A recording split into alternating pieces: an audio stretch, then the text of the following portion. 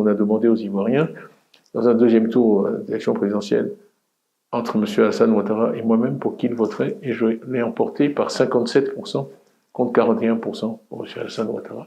Donc, plus de 15% d'écart. Alors, qu'est-ce qui se passe et qui m'amène aujourd'hui devant vous? C'est que j'ai appris qu'une décision de justice, tribunal de première instance, a décidé que je sois radié de la liste électorale, ce qui m'empêche d'être candidat à l'élection présidentielle.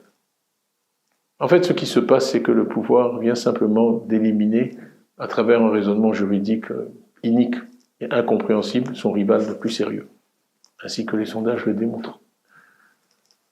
Ce n'est pas normal.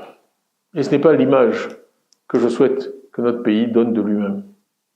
Pendant longtemps, on a essayé de faire croire qu'il y avait des dissensions au PDCI, qu'en fait j'étais contesté, mon leadership était contesté. On a aussi publié mensonge après mensonge, calomnie, attaque sur ma nationalité. Le sondage qui est disponible aujourd'hui, qui a été fait tout récemment, montre que les Ivoiriens n'ont accordé aucun crédit à ces attaques, qui n'ont pas marché. Alors, aujourd'hui, les masques sont tombés. Puisque ces attaques n'ont pas marché, et que malgré tout je fais la course en tête, il fallait tout simplement m'empêcher d'être candidat. Ce sont des militants du parti au pouvoir qui ont démarré ces procédures infondées contre moi, représentés par des avocats du parti au pouvoir, portant ces procédures devant des juges nommés par le parti au pouvoir. Et donc voilà plutôt la décision à laquelle nous sommes confrontés ce soir. Je trouve que c'est malheureux. Notre pays a connu toutes sortes de difficultés dans des périodes pré- ou post-électorales, et je crains qu'une fois de plus, nous soyons au bord d'une crise.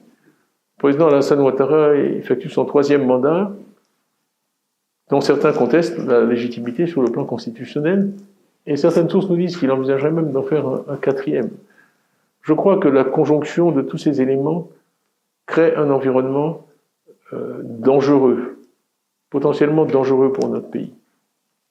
Et vous savez l'attachement que j'ai pour la paix, le rejet de la violence, la légalité. Cela dit, je n'accepterai pas cette radiation, parce qu'elle est injuste, injustifiée et incompréhensible. Le PDCI n'accepterait pas cette radiation. Et d'ailleurs, je remercie tous ceux qui, depuis cet après-midi, depuis que la nouvelle a été annoncée, m'ont envoyé des messages de soutien. J'ai été inondé de messages de soutien. Vraiment, merci, j'apprécie, ça me fait chaud au cœur. Mais je tiens à vous dire en retour que je suis absolument déterminé à ne pas accepter cette radiation. Je suis absolument déterminé à me battre pour que les Ivoiriens puissent choisir librement celui ou celle qui doit les diriger parmi les 5 prochaines années. Je crois que tous les amis de la Côte d'Ivoire, nous-mêmes les Ivoiriens, la communauté internationale, doit peser dans ce sens. Le PDCI est uni derrière moi. Il n'y aura pas de plan B, il n'y aura pas de plan C. Nous voulons aller à cette élection représentée par le candidat que le PDCI s'est librement choisi, à 99,5% et de façon complètement transparente et démocratique. Donc, mon message pour vous ce soir, c'est merci pour votre confiance. Soyez assurés que je suis absolument déterminé à être candidat à la présidence de la République. Le président Houphouët, je l'ai cité dans certaines de mes interventions passées, disait parfois, dans les moments graves, c'est une question de dignité, quand il voulait tracer une ligne rouge à ne pas dépasser.